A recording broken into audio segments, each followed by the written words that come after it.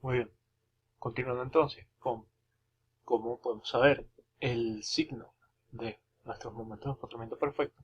Como les iba diciendo, nosotros sabemos que si la estructura, o en este caso la barra, estuviera simplemente apoyada en ambos extremos, sabemos que las deformadas que se presentarían por las cargas sería en este caso algo parecido a la línea naranja, igual aquí e igual aquí. ¿Sí? ¿Qué ocurre? En este caso, nuestra barra está empotrada en un extremo y articulada en el otro. Por lo tanto, sabemos que cerca del extremo empotrado, la deformada que se produce realmente es algo parecido a la línea azul. Igual en este caso, e igual en este caso. ¿Sí? Debe ser cercana a el empotramiento, debe ser perpendicular a él mismo.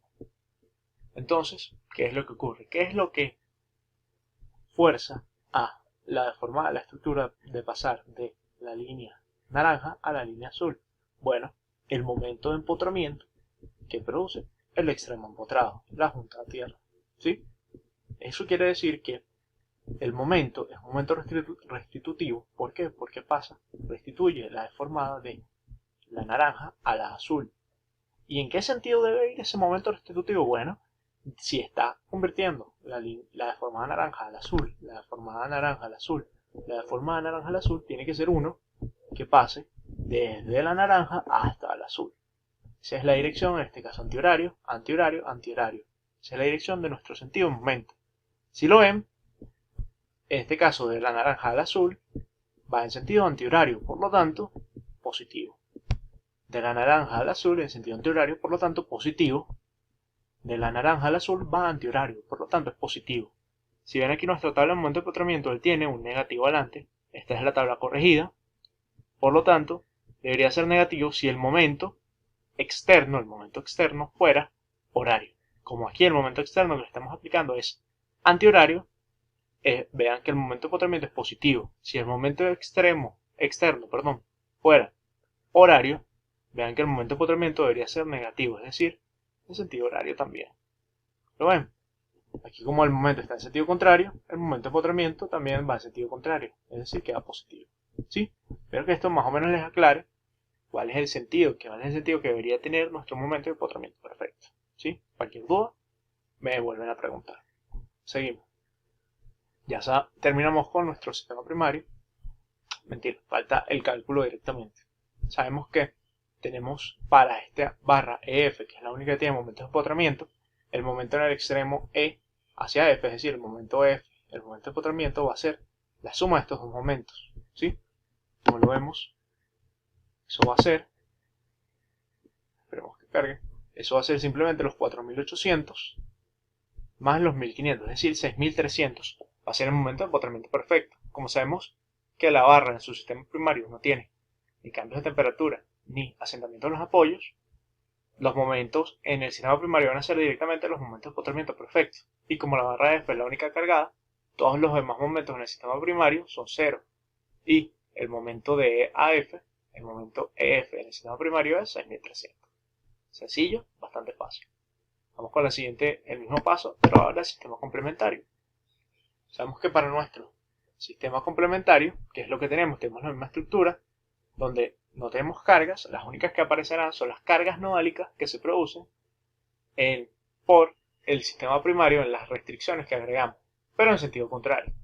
Sabemos que van a ser esas mismas cargas donde colocamos nuestras coordenadas de desplazabilidad, pero que no nos interesa mucho, porque cuando hagamos la superposición del sistema primario más el sistema complementario, al estar en sentido contrario se van a ir con aquellas cargas. Es decir, no nos importa calcularlas. Lo que sabemos es que al no haber cargas en las barras, no hay momentos de empotramiento. Por lo tanto, en nuestra ecuación fundamental de deformación angular, solo van a aparecer nuestras incógnitas. Es decir, solo van a aparecer los términos que vienen de la desplazabilidad de la estructura. Como vemos, van a aparecer nuestras incógnitas tita B, tita C, tita D, tita E, alfa y beta. Ahora, ¿cómo determinamos esas incógnitas? Bueno, vamos a verlo. Sabemos que en nuestro sistema complementario, ¿qué tenemos? Sabemos que, vamos a volver un momento, podemos calcular directamente, es decir, podemos colocar directamente tita B, tita C, tita D y tita E. ¿Por qué? porque en nuestras ecuaciones fundamentales de formación angular, las rotaciones como juntas aparecen explícitas. ¿Qué es lo que no conocemos? O lo que no podemos colocar directamente, alfa y beta. ¿Por qué? Porque sabemos que alfa y beta son un parámetro que va a depender de las rotaciones como cuerpo rígido que se producen en cada uno de nuestros dos grados de desplazamientos independientes, ¿sí? Es decir, que vamos a tener que aplicar lo mismo que aplicamos en los otros dos ejercicios que hemos hecho.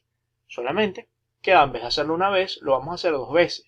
Y vamos a aplicar superposición. ¿Qué quiere decir eso? Que la rotación total, este phi de AB, phi de BC, la rotación total como cuerpo rígido, la rotación de cuerda de cada barra, va a ser la suma de la rotación que haga cuando se aplique alfa y la rotación que haga cuando se aplique beta. ¿Qué quiere decir eso? Bueno, vamos a verlo.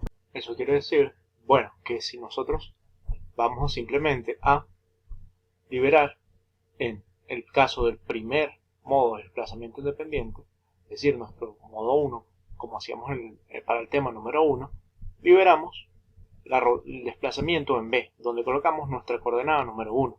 ¿Sí? Al liberar ese desplazamiento horizontal en B, restringiendo todos los otros desplazamientos, lo único que tenemos que hacer es ver cuál es la rotación de cuerda que se produce en las barras, como hemos hecho en todos los ejercicios.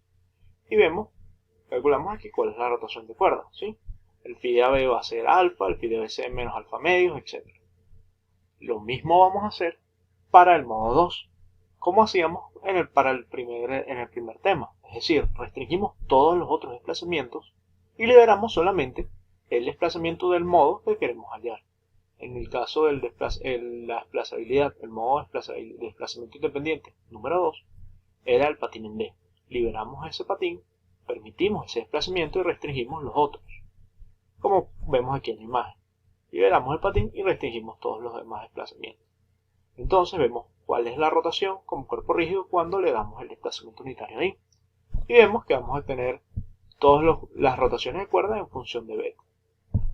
¿Qué nos queda ahora? Aplicar el principio de superposición para poder entonces sustituir esto en la ecuación fundamental de deformación angular. Es decir, donde damos phi de AB en nuestra ecuación fundamental de deformación angular, vamos a colocar la suma algebraica de estos dos modos. Es decir, que si vamos a la ecuación de deformación angular de la barra BC, vamos a tener que la rotación como cuerpo rígido va a ser menos alfa medios más beta medios. Si vamos a la de CD, va a ser alfa medios menos beta medios. ¿Sí? Es decir, va a ser la suma algebraica. En el caso de AB va a ser solamente alfa. En el caso de EF va a ser solamente beta medios. ¿Sí? Continuamos. Ahora, con nuestro sistema complementario, ¿qué es lo que nos queda? Bueno, simplemente sustituir y eliminar lo que sabemos que no existe. Por ejemplo, sabemos que las rotaciones en A no existen y la rotación en G tampoco es permitida.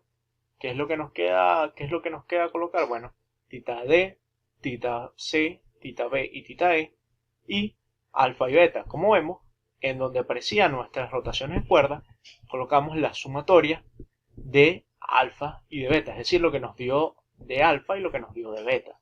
¿Por qué? Y obviamente una sumatoria algebraica simplemente sabemos que cuando este sistema se mueva libremente por las cargas que actúan en él va a tener una rotación de cuerda. Parte de esa rotación de cuerda viene del primer modo de desplazamiento independiente y parte viene del segundo. Por lo tanto, simplemente sumamos para cada barra cuánto es la rotación de cuerda de ellas. ¿Sí? Es bastante sencillo. Vamos ahora, ya que tenemos sistema primario y complementario, ¿qué nos queda? El tercer paso. Y el paso número 3, lo primero que hacemos es aplicar el principio de superposición para calcular los momentos en los extremos de las barras. Sabemos que vamos a tener en esos momentos un resultado numérico directamente. Ese resultado numérico va a ser el producto del sistema primario y un resultado en donde vamos a tener nuestras incógnitas, ¿sí? Nuestras 6 incógnitas, que viene producto del sistema complementario y la desplazabilidad de la estructura. Una vez que tenemos nuestros momentos en función de nuestras incógnitas, ¿qué nos queda hacer? Buscar esas ecuaciones de condición, esas ecuaciones de compatibilidad de fuerzas, ecuaciones que nos van a permitir resolver nuestro sistema, con las que vamos a armar un sistema y encontraremos nuestras incógnitas. ¿De dónde vienen esas ecuaciones? Bueno, esas ecuaciones de compatibilidad de fuerzas Son ecuaciones de sumatoria de fuerzas en donde colocamos nuestras coordenadas de desplazamientos, ¿sí? Es decir, donde colocamos nuestras incógnitas, ¿sí? ¿Qué quiere decir eso? Que si decíamos que teníamos 4 incógnitas de rotaciones independientes, vamos a tener 4 ecuaciones de sumatoria de momentos, de compatibilidad de fuerza de momento, ¿sí? Fuerza y momento. ¿Qué quiere decir eso? Que vamos a tener la sumatoria de momentos en B, en C, en D y en E. Además, sabemos que colocamos nuestras coordenadas horizontales en el nodo B y en el nodo D. Por lo tanto, tendremos una sumatoria de fuerzas horizontales en el nodo B y sumatoria de fuerzas horizontales en el nodo D. ¿De acuerdo?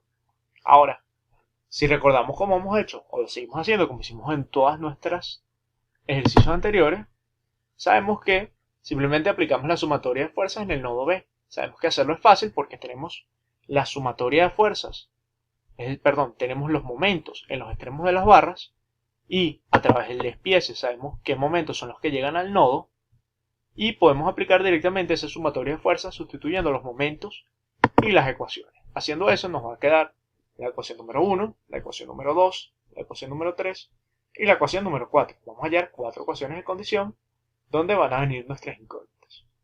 Nos quedan hallar 2 ecuaciones de condición más para resolver nuestro sistema. Sabemos que ya vienen de la sumatoria de fuerzas horizontales, en el nodo B y en el nodo D, ¿sí? Sabemos que, como ya hemos visto anteriormente, hallarlo por sumatoria de fuerzas es complicado, es engorroso. ¿Por qué? Porque bien, para hallar las fuerzas tendremos que hallar los momentos en función de las cargas, en función de las distancias, de las longitudes de las barras, y es un poco más complicado. Entonces, ¿qué es lo que hacemos? Buscamos la imagen cinemática de cada uno de esos grados de desplazabilidad y aplicamos el principio de trabajo virtual. ¿De acuerdo?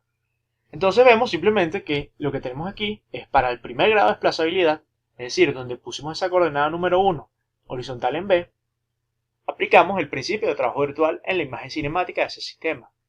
¿Qué es lo que vemos?